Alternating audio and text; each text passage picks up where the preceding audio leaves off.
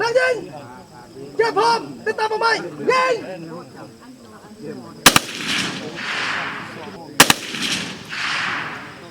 กองบัญชาการทหารเมืองพระอุดมฮัดแอบยิงลูกปืนแท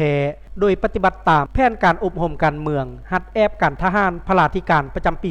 2025 ของกองบัญชาการทหารเมืองพระอุดมอิงตามเนื้อในอบรมฮัดแอบศิลปยุทธ์ในวันที่ 15 ตุลาคม 2025 นี้กองบัญชาการทหารเมืองพระอุดมแขวงบ่อแก้วได้จัดพิธีฝึกอบรมฮัดแอบแผนการยิงลูกปืนแทวิชาศิลปยุทธ์บทยิงประจำปี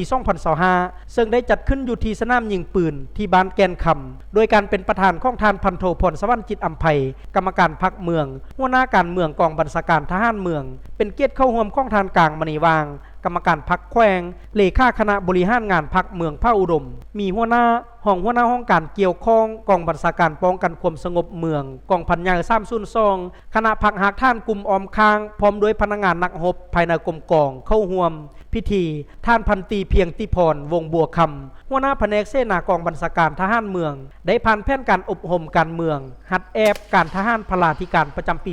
2025 จุดประสงค์เพื่อกวดคืนด้านทฤษฎีจังหวะการกระทำแต่ละบัดกาวเพื่อให้นักยิงฮู้ได้การดับสู้เป้าหมายรับประกันฮู้ได้คุณค่าและสมรรถภาพสู้รบของแต่ละชนิดปืนสามารถรับประกันดับสู้เป้าหมายที่ปรากฏขึ้นให้ทันเวลาและมีศิลปะระวังตัวสามารถดับสู้ใดหอยส่วนหอยวิธีจะตั้งปฏิบัติและเวียงงานรับประกันปฏิบัติหัดแอบตามแผนการที่ได้กำหนดคณะซีนำคณะรับผิดชอบครูอาจารย์ภาคส่วนรับผิดชอบต้องเคลื่อนไหวเห็นหน้าที่ตามพระบทบาทหน้าที่ที่ได้รับมอบหมายนักยิงแต่ละสหายต้องปฏิบัติตามกฎกติกาหลักการยิงเฮ็ดให้ถูกต้องถ้าสหายได้ผิดกติกาหรือผิดระเบียบจะบ่ได้ยิงอีกบรรดาอนุกรรมการต้องกวดกาเวียงงานหอบดานให้ละเอียดถี่ถ้วนบันทึกคะแนนเฉลี่ยพ้นได้รับข้องแต่ละนักยิงรับประกันแผนการแผนห่างบทยิงตามหลักการศิลปยุทธ์รับประกันสนามยิงให้ได้ตามระดับคาดหมาย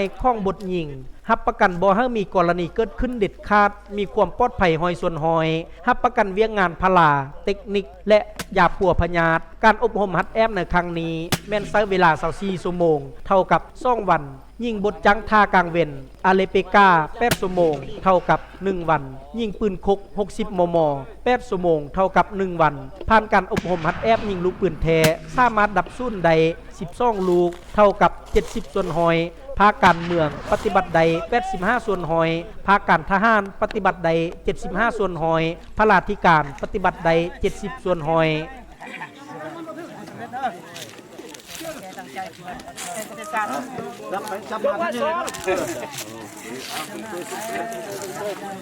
ตั้งใจกินอะไรไม่เขาจะซื้อข้าวมัน